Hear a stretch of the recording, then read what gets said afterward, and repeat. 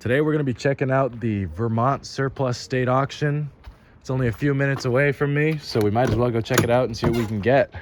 They got a lot of cool stuff. They got dump trucks, they have trucks, cars, police cars, front end loaders, tractors, etc. So I'm back from my little 2-month upload break, and we're going to go down there and see what we can do. Well, here we are. We're in Berlin. There's certainly a lot of people here. Let's go check out what they got.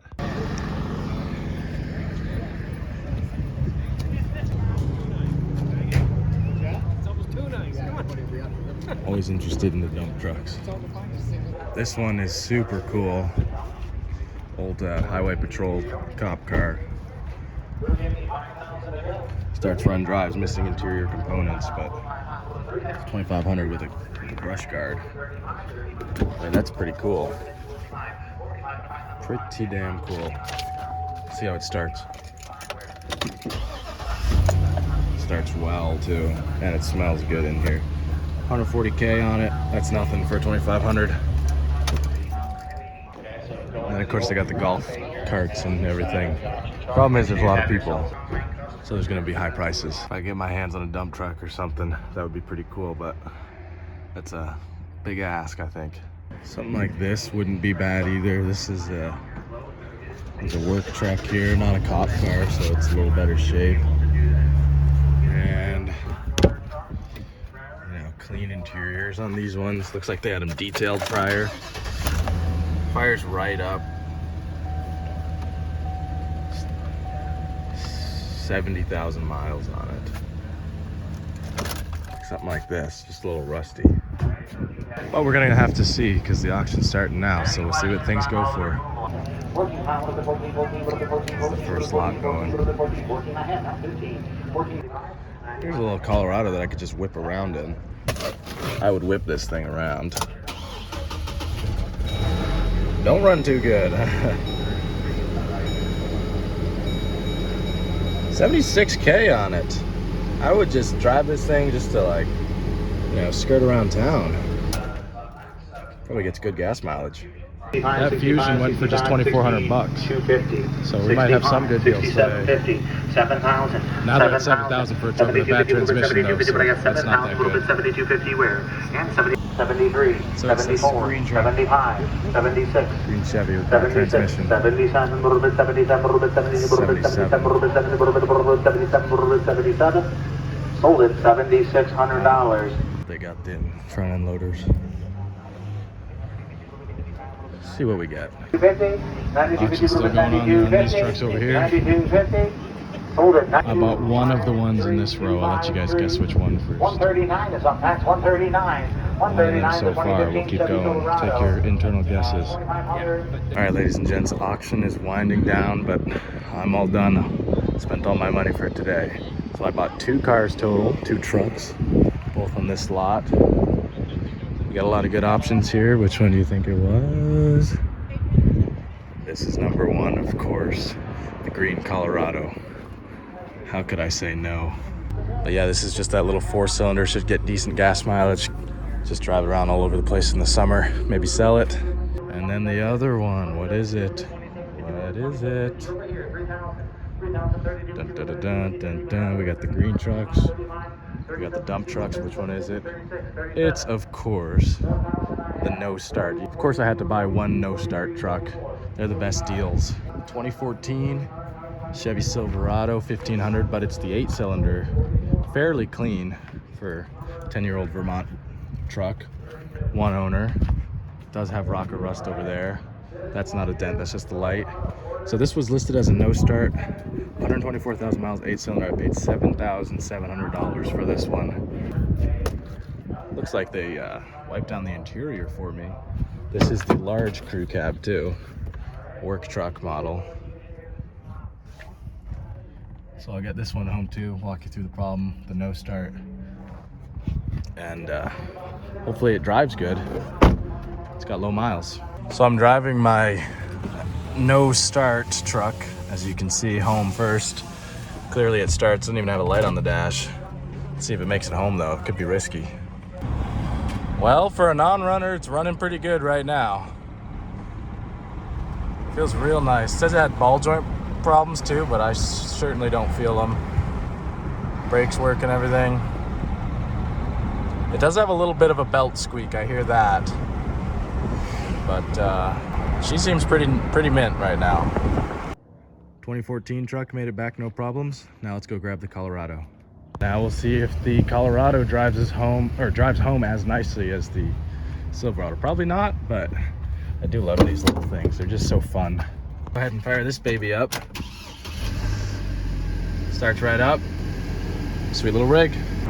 This is my first automatic Colorado. I gotta say, it's a little peppier than the stick just because of the, I usually shift the gears a little quicker on the stick, so it's probably my fault. But yeah, she's driving good. Seems pretty tight. Like I say, only 76,000 miles, so good to go. Let's get her home. Well, the AC doesn't work in either truck, but other than that, they both feel pretty good. This little baby whips around. Nice little town rig. Colorado drove back home nice. It sure is a fun little truck too. So hopefully you guys enjoyed that auction footage and what I came away with, which is this 2014 1500, which is the 5.3, and this 2007 Colorado, which is the 2900 little Vortec. Good little motor, good gas mileage. I'm happy with both of them. So starting here with the 2015 or 14, sorry, you can see where the work lights were on it there. The reason it was listed, oh, actually, these lights look a little shaded too. I don't know if these are aftermarket or not, but they look a little shaded. This truck was the one that was $7,750, and there's no auction fees at these state auctions, which is nice. The reason it is listed as a no start, and probably why I got it for cheaper than the other ones, was because they claimed it had a coolant leak. So it was listed as no start just because they said it had a coolant leak, but it does not have a coolant leak from what I can tell.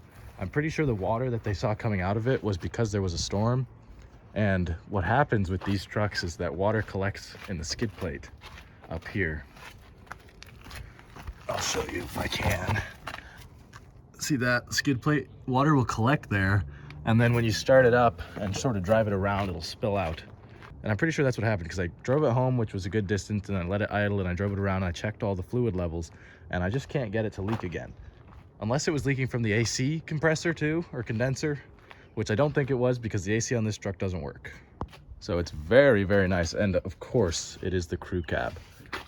The interior was cleaned off pretty well for me. There's a little tear there, and there's no center seat, so I don't know what they were using this for. Maybe their computers or whatnot, but there is no center seat that you'd need to buy. Bed isn't even dinged up too bad. No rust on the tailgate. Pretty decent. Now we'll go ahead and fire it up for you. So you can hear that belt squeak. Add pressure, change oil. 16 miles per gallon, 124,000 miles, 3,600 engine hours, not bad. So it wasn't a cop car.